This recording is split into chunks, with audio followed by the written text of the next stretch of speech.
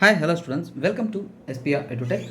Today we're going to see about Indo-Tibet relationship and also who is Dalai Lama, what is the issue over there, and also all the details we're going to explain in detail. This is for the competitive exam field, those who are preparing for the UPSC and IAS and also group 1 level of preparations. For them, you can know after watching this video, if you are watching this video completely, you will get an idea why the issue has been in news and also what is the issue going on over there and how it could be solved and what is the how it had created, the issue has been started, who are all involved and when, and map related and geopolitical and historical perspective, what is the important for this topic. And also here let me explain. Here we are gonna start about map. With the relationship of the map only we're gonna start the topic and we're gonna discuss in detail. Okay students, let me go to the topic as quick as possible. Yeah, we're gonna see in detail now. Okay students, view the map now. See here, if you are preparing for UPSC, map session is much more important. Many students ask me that how to prepare maps. So nothing but when you are preparing for any news related articles, then just make a good notes and also look it over through the map and you can get an idea. When you are preparing, look over the map that is closer to it and which is linking to it and also what are important concepts. Recent time if you take here called Xinjiang province, which is a Muslim minority province in China, which has been also in much more times in news. You can relate that to the recent day news. And also here Tibet, which is the topic that we're going to discuss today, and its capital is Lhasa, which is located in a southwest region of the China. And also Yunnan province, which is connecting the Southeast Asian countries. And also here important province in recent news, Taiwan, Hong Kong, and next Hunan, and also here Shanghai. We must know the places that are Tianjin, so and Beijing here, and also Mongolian region here. Yeah, this is what we must remember. You need not remember everything, but thing is that when you're preparing itself, you just look over important topics that are related so that you can get an idea of the exam importance of the topics and relations between them. Okay, now let me take you to the next map. Already I had taught the same class in Telugu, so I thought I had marked over there. Okay, now let me mark it here again. See here, when you're looking into the image here, you see Erlang Zangpo river, which is also called as if when it enters India, it called as if Brahmaputra river. In Himalayan regions mountains, it is in the upper highlands of Tibet and also Karakoram mountains, Kunlun mountains, Pamir plateau, and also here Changtang plateau. And when you are considering here, Taklamakan sand sea is located upper side of the so-called Tibet, and also Badain Jaran sand sea. These are all the things that may be important for your geographical point of view. When you look it again here, rivers. Many rivers that are geographically, economically, politically important for the China originates in the Tibet. See here, geographical importance of the Tibet stands as the important for the world itself. So here, because it's a huge amount of ice covered Himalayas are in this region, and also it is a most important rivers located over here. You can see Yangtze River, Yellow River. Both the rivers are most important rivers in China are located or been started in this region. And also Salween River, and also you can see here Lhasa is a capital of it, and also and many other rivers also originate over here. Let me see in an overview. Here you can see here Yellow River, how it originates and travels through China, and also Yangtze River, how it travels through the China, middle of the China it passes, and also Mekong River, which is most important in the South East Asian countries. It is also much more important. Salween River, Irrawaddy River, and also Brahmaputra River that we had already seen over.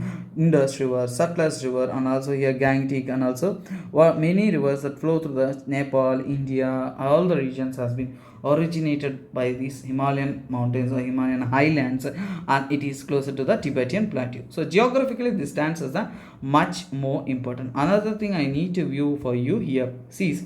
See here, LOC is located here, East Sea and also South China Sea, that is closest to the China. And next, if I explain the other things related to India, let me show it over here. Yeah. Now, when you are considering the border of Tibet to India, Erlang Zangpo, as already has explained, many issues has been risen because of the China constructing many regions over here, and also it has been in a current issues much more times. And next, Nepal is border with Tibet and Bhutan border with Tibet. Here Sikkim of India is also border, and India has a huge border with Tibet. And also here rivers, if you are considering, if you are in the similar way in the flow, we can see here Lohit River, which is closer here, and also Arunachal Pradesh region, which is currently containing many issues with China, and also Subansri River. So we had gotten a clear idea of the geographical and map perspective, something closer related to the Tibet. Okay. After this, here you already explained Taklakama Desert and also Gobi Desert and next Tibetan Plateau, everything. Okay. Now let me come to here why this topic is in news recent times.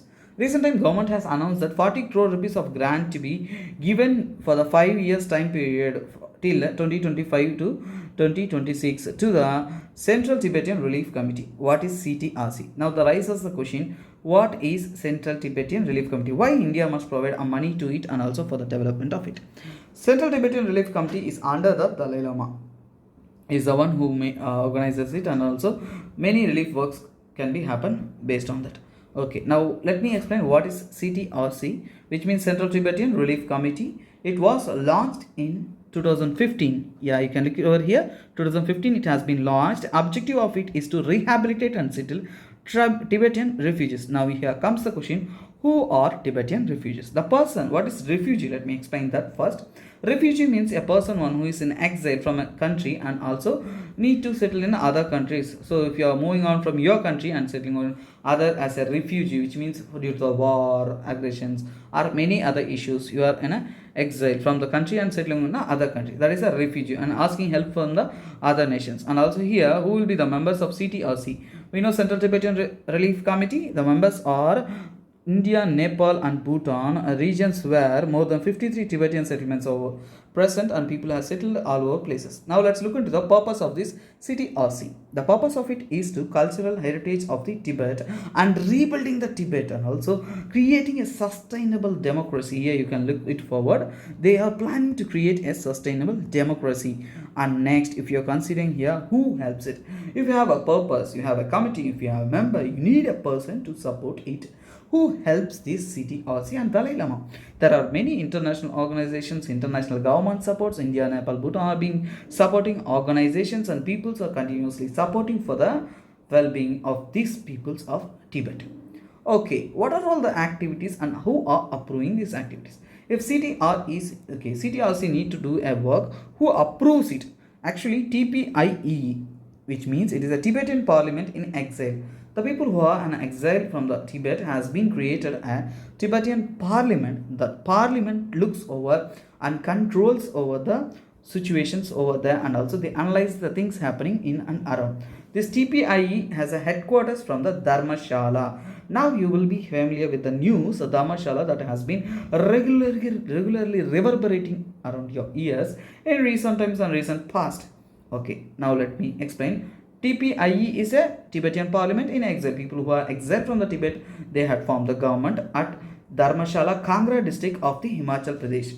Based on the data from the TPIE, it has provided that in India, more than 1 lakh people has been settled in different places in India. This is what data from here. This TPIE and CTRC collaborate and work for the development of these Tibetan people. Now you have a doubt already which I had put forward you to raise. Why the people of Tibet has formed as a refugees and moved on to India? We shall see geopolitical history what had happened over there. Here, this is a Tibet. From Tibet, people are moving on to the India and Nepal and Bhutan. Why? What happened there? Let's look into a brief history. Actually, since 1912 to 1949, here you can look forward. Okay, I had erased by mistake, no issues. So here, look forward, 1912 to 1949, the people over here, Tibetan Autonomous Region was there. Okay, so Tibet is not dependent or not ruled by any others. They have been autonomous and also it is ruled by Dalai Lamas. Dalai Lamas are political and religious heads of this Tibetan autonomous region. Okay, they are happy, celebrating, enjoying and peaceful life. Here comes the 1949. What happened in 1949? In 1949, People's Republic of China has been formed. What is this People's Republic of China? It's a political party formed by Mao Zedong. He started unifying China. So here Tibetan people said that no, we'll stay alone, we'll stay aside, we'll be staying as an independent person. But this Mao Zedong said, no, I will not agree with that. He formed a People's Liberation Army.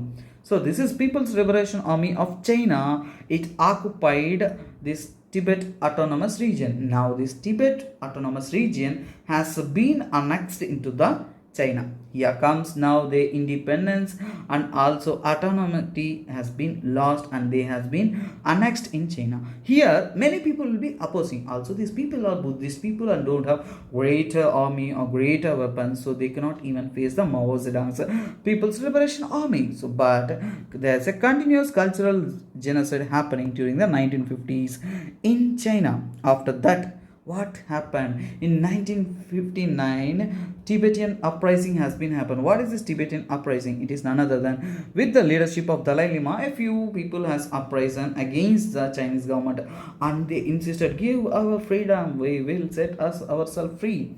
But what had happened? Dalai Lama is cruelly defeated. Then he has no strong army support or anything. He is left with nothing. Then he fled. He had moved on from that places towards the India. He came over to Mussoorie and settled and formed his own government administration. That own government administration is being named as Central Tibetan Administration. Okay, if you are fleeing from the China, why he must be coming over to India? Here because Indian government here, who is ruling Indian government? He is it is not ruling. He is the one prime minister. Is Jawaharlal Nehru.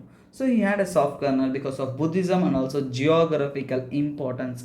So obviously our Jawaharlal Nehru given him permission and also settled over there. In May 1960, they had moved on to the Dharmashala and formed their own government there. Central Tibetan administration had its headquarters at Dharmashala. Now you had understood how they had formed as a government and also now Dharmashala and why this Dalai Lama is in India. Now let me look into the foreign relationship, which is what as a political stand of this issue. Geographical perspective I had to take it over, and also then I had come over to the so-called historical perspective, what had happened earlier, and now I'm taking to the what is the foreign relationship between India and Tibet and how it affects India and China and what are all the things in a present day trends and way forward. Everything we can look into a simple sense. Why this Jawaharlal Nehru supported this Tibetan autonomous region and gave him a place to survive? Because actually India has a border of 3500 kilometers, not with China directly. Our Indian border is just connected to the Tibet, and also it is a line of actual control. We can look it over here, Tibetan autonomous region. Let me show over. Yeah, this image will be helping you a lot. Okay, let's try this for your view. See here, India has a huge border. In this huge border, it is just located closer to Tibet. China is over here, Tibet is over here. Initially, it is not part of China, but later it had become a part of China. But it is a part of closer to Indian border. So the direct relationship had created good friendship between them. So the only Nehru supported them, and also if Tibet had become an independent region, then our support would have mentioned a much more importance in geopolitical relationship between India and Tibet. That was a plan, so government has supported. Actually, in 1914, what had happened is Shimla Convention has been happened between China and Tibetans. Chinese and Tibetans both had come forward in the under the chiefmanship of the British. So British had held this meeting, Shimla Convention. In this convention, they had said that okay, you divide yourself. This is the borders between India and Tibet and this region. They had drawn a McMahon line. Sorry. So McMahon line was drawn, and this convention has been said. But 1950, what had happened? China repudiated the convention, and they said, "Oh no, I will not accept such things. I'm free enough, and also I have my own rights, and now I don't agree with this McMahon line." That is the issue you had been seeing in this so-called Arunachal Pradesh and border disputes between India and China, and also Aksai-Chin region, where continuous border disputes has been prevalence. So completely China rejected because it has annexed the Tibet. Then how it recognizes that sign that has been signed by the Tibet? That was the issue. And next, if you come to here, 1954, India and China has a recognized there's a sign has been happening that while actually before the refugees enter into India, Indians has accepted the Tibet region of China. Initially to appease China, India has a good relationship with China, so they said that okay, I will accept the Tibet as China. But what had happened after Tibetan uprising, the situation and political situation has changed, and Tibetan uprising created. They had exiled into India, and that had created. See, if some people is coming from India, friends in me itself become our friend.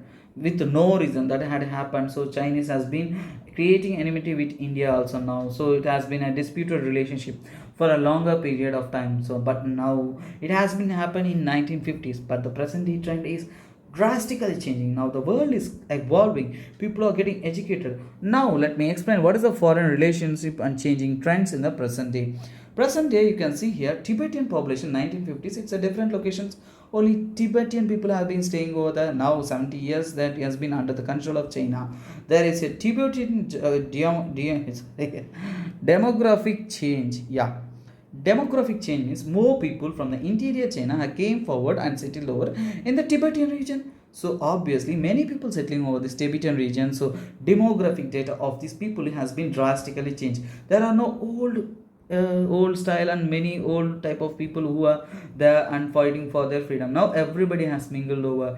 Everyone has accustomed to this way of life. This thing has happened. And also there's a Galwan Valley clash has been happened, where this Tibetan people has itself clashed between themselves and there is no unity between them. That Galwan Valley clash had proved that there is a loss of unity between these people. Next, there is a issue of citizenship between India and these Tibetan people, because there is a different set of hard relationship going on, because after 1987 Indian government did not give so called citizenship to the people, which means for the Tibetan people citizenship has been not provided for the people those who are born after 1987. And also changing trends of education, globalization that had led many people to move towards US already providing citizenship to these Tibetan people. So many are showing the trend of changing over to those sites, and also many educated people have been developing on that thing. Another thing, if you are considering here 86 years old Dalai Lama, he is too old. So obviously if a new person must come, who will be succeeding this Dalai Lama? That has been an issue, and how he deals with this issue, because it's an age-old issue. If a new person comes, it will be a new trend. So it itself creating a complexity. And also if you are looking forward, our India side, there is a strong belief that we need in a globalized world, there is no enemies in this society, which means we must be favorable to the all nations. And also we need all globalized world, in this globalized world we need a relationship with all countries at a good standard, so that trade, global economy, political exchange, everything will be happening for the goodwill, because we are now working in different places in the world. And also it is connected to the communication technology, network, internet, so it has changed the face of this world. So obviously our trends also has been changing, and also we cannot only stick onto the age old practices. And also by the phenomena based on the 70-60 years, there is no any positive growth towards this Tibetan region. So this itself indicates and creates a cushion of complexity. So obviously there is a set of certain setbacks from Indian government also, and also change in political approach, and also Indo-Tibetan policy has been drastically changing. These are all the things that are important for your competitive exam preparation, UPSC, and I had explained in detail what is the situation over there in Tibet. And now we had clearly done with Indo-Tibet relationship and Dalai Lama issue and explained everything. I hope that you got everything in detail. For much more updates, you can kindly like, share and subscribe to this channel, and also give a like button if you like this video. If you want much more updates for like similar topics, you can comment over there, so that I can be in touch, so and make much more videos. Thank you. Bye bye. Take care. Have a nice day.